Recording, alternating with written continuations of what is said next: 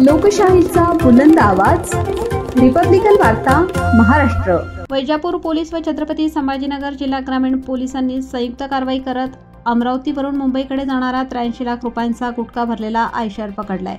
दिनांक 20 ऑगस्ट रोजी पोलीस ठाणे वैजापूर छत्रपती संभाजीनगर ग्रामीणचे पोलीस निरीक्षक सत्यजित ताईतवाले यांना त्यांच्या गुप्त बातमीदारामार्फत मिळालेल्या माहितीनुसार गंगापूरकडून वैजापूर मार्गे कोपरगावकडे एक आयशर वाहन क्रमांक MH04 LE 3959 या वाहनातून अवैध गुटखा जात आहे अशी माहिती मिळाली असता वैजापूर पोलिसांनी वैजापूर कोपरगाव रोडवर कादरी मोटार गॅरेज समोर दिनांक 20 ऑगस्ट रोजी सकाळी 9:30 वाजेच्या सुमारास सदरील आयशर येत असताना दिसून आल्याने त्यास थांबवून पाहणी केली असता आयशरमध्ये महाराष्ट्र शासनाने प्रतिबंधित केलेला ब्लेंडेड बाजीराव पान मसाला, मस्तानी 216 सुगंधित तंबाखू असा एकूण 63 लाख रुपये किमतीचा मुद्देमाल व 20 लाख रुपये किमतीचा आयशर वाहन असा एकूण 83 लाख रुपयांचा मुद्देमाल व साठा मिळून आला।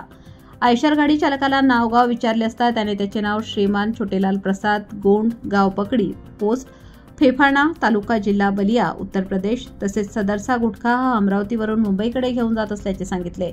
कायद्याद्वारे विक्रीसाठी प्रतिबंधित केलेला पान मसाला व सुगंधित तंबाखू जनतेच्या आरोग्यास अपायकारक अन्नपदार्थांच्या विक्रीसाठी वाहतूक करून अन्न सुरक्षा व मानदे कायदा 2006 चे कलम भारतीय न्याय संहितानुसार अन्न व सुरक्षा अधिकारी श्रीमती प्रज्ञा सुरसे यांनी पोलीस ठाणे वैजापूर येथे कायदेशीर फिर्याद दिली असून संबंधितांवर गुन्हा दाखल करण्यात आला आहे।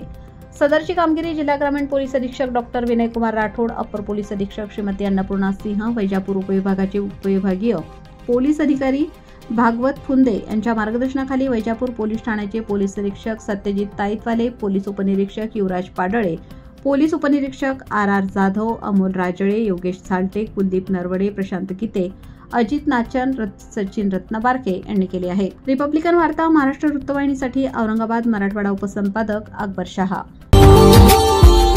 Subscribe now and press the bell icon. Never miss an update.